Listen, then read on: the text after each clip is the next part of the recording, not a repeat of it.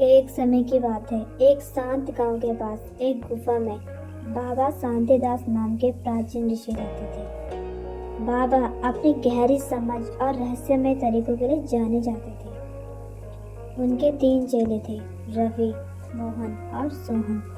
तीनों ही बड़े होनहार थे, लेकिन उनमें एक बड़ी समस्या थी। वे हमेशा आपस में बहस करते, एक दूसरे को नीचे दिखाने की कोशिश करते और अपने स्वार्थ के कारण हमेशा उलझते रहते थे। बाबा ने कई बार उन्हें जीवन के गहरे सत्य और एकता का पाठ पढ़ाने की कोशिश की, लेकिन कोई लाभ नहीं हुआ।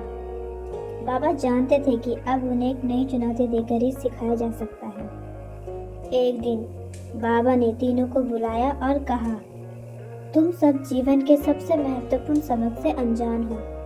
अब समय आ गया है कि तुम इसे सीखो। मैं तुम्हें एक यात्रा पर भेजने वाला हूँ। यह यात्रा तुम्हारी बुद्धिमत्ता और चरित्र की परीक्षा होगी। तीनों चेले उत्सुक हो गए। बाबा ने हर एक को एक एक पोटली दी और कहा, यह पोटली तुम्हारी मदद करेगी, लेकिन इसे खोलने का सही समय तुम्हें खुद समझना होगा। जो इस यात्रा से सबसे बड़ी सीख लेकर लौटेगा, वही मेरा असली उत्तराधिकारी होगा।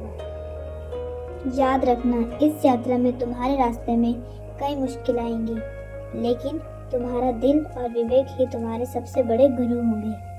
तीनों ने बाबा के चरण स्पर्श किए और अलग अलग दिशाओं में निकल पड़े।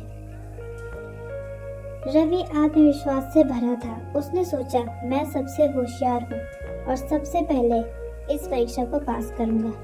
थोड़ी दूर चलने के बाद उसने एक सुंदर बगीचा देखा। वहाँ रंग बिरंगे फूल, झरना और मीठे फल वाले पेड़ थे। यह बगीचा इतना अद्भुत था कि रवि मग्न हो गया। रवि ने सोचा, इससे खूबसूरत जगह और क्या हो सकती है। शायद यही मेरी मंजिल है। उसने वहीं रुकने का फैसला किया और अपनी पोटली खोली। पोटली में एक सुनहरा बीज था।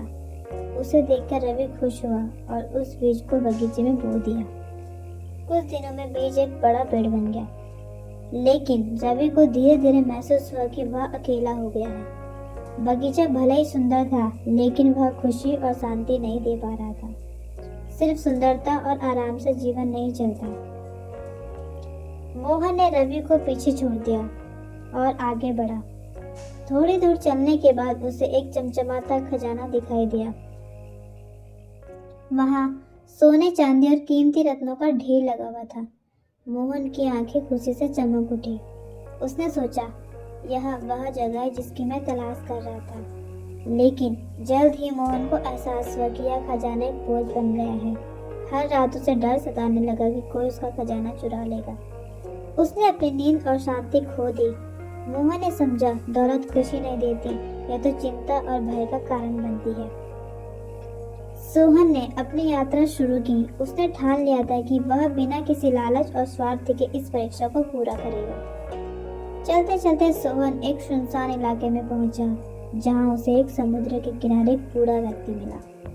वह व्यक्ति बहुत दुखी और असहाय लग रहा था। सोहन ने उससे पूछा, बाबा, आपको क्या परेशानी है? बूढ़े व्यक्ति ने बताया कि समुद्र के दूसरी ओर उसका परिवार भूखा है, लेकिन वह कमजोर और बूढ़ा होने के कारण वहां तक नहीं पहुंच सकता।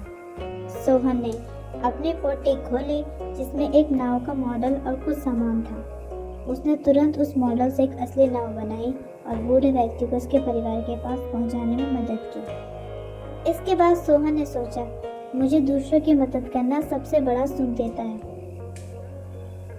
3 दिन बाद तीनों चेले बाबा शांतिदास के पास लौटे। बाबा अपनी गुफा के बाहर बैठे ध्यान कर रहे थे।